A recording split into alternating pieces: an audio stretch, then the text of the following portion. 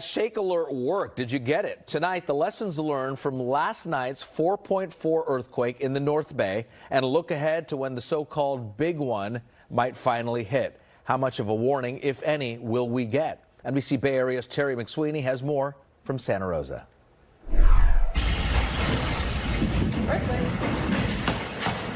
A hair-raising moment in Santa Rosa last night at 6:39 p.m. as a 4.4 earthquake hit, followed 1 minute later by a 3.9 aftershock. Lots of cleanup in Santa Rosa, and all this from a small earthquake. This evening, the U.S. Geological Survey issuing a somber reminder that the next quake could be much larger and do serious, extensive, and widespread damage.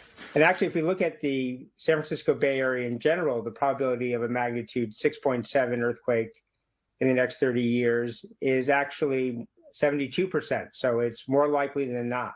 That's based on seismometers and historical records of earthquakes, as well as studies of their faults. Well, basically, we think that the past is a good hint to the future. A more immediate earthquake notification came from California's early warning alert, which last night notified 400,000 people of the quakes, mostly through Google and Android devices. iPhone users could get the alert from the MyShake app. The California Earthquake Early Warning System, the country's first publicly available system, delivered. People closest to the epicenter may have gotten the alert during or right after the quake hit. Not much help there, but people farther away had time to respond. Vallejo received an 11-second heads up. Oakland, 19 seconds. And we've received a lot of reports about people being able to take protective action, such as drop covering and hold on. And the state's earthquake warning technology is a work in progress. It is hoped someday that the same technology can provide automatic shutoff for water and gas at your home and a restart of elevators at commercial buildings. In Santa Rosa, Terry McSweeney, NBC Bay Area News. Very interesting, Terry. Thank you. Here's something also useful. We just launched an earthquake tracker. It records every quake in the Bay Area right after it happens. Just go to NBCBayArea.com/quake tracker and bookmark it.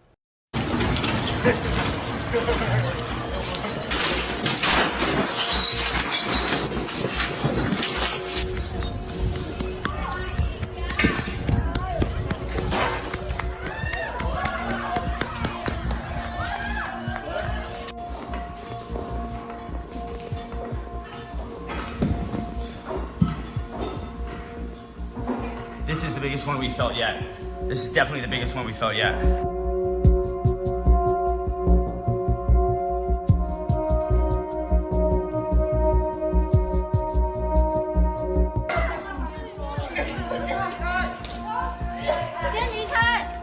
现在是怕说，刚才桥上有车子啊。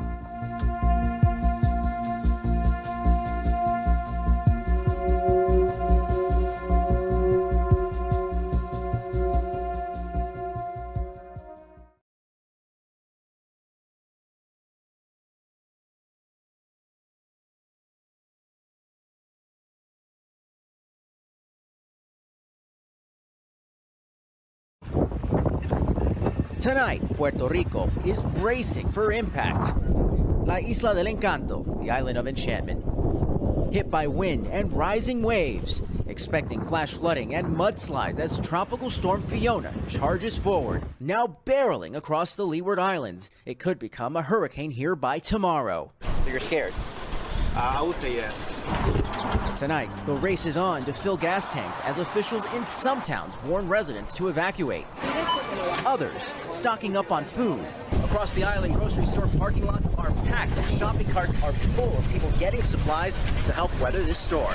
Shoppers on edge as Fiona comes closer.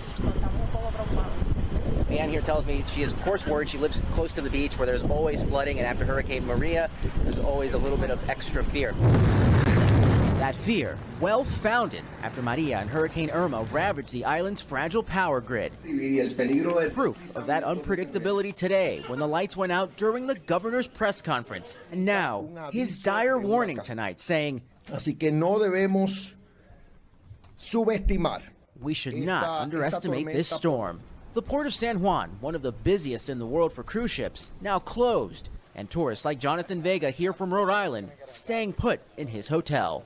The hotel is pretty safe. They've assured that even if they lose power, the hotel is still going to be functioning. And George, this storm hitting almost 5 years to the day after Hurricane Maria devastated the island.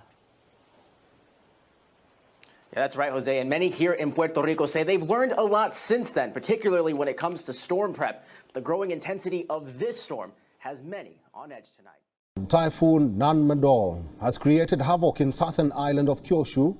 Authorities have asked nearly 3 million residents to evacuate. Over 25,000 households in the region are without power. Train services, flights and ferries have also been cancelled.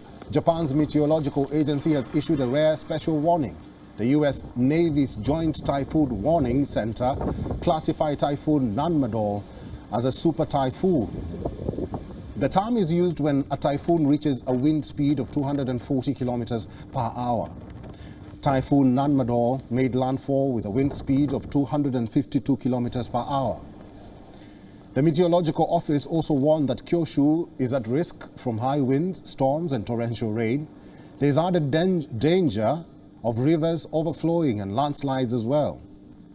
Ryuta Kurora, head of the Japan's Meteorological Agency Forecast Unit, said, and I'm quoting, "The southern part of the Kyushu region may see the sort of violent wind, high waves and high tides that have never been experienced before."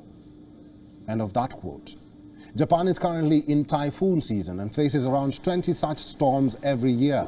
This is the 14th typhoon of the season. Scientists say climate change is increasing the severity of storms and causing extreme weather conditions.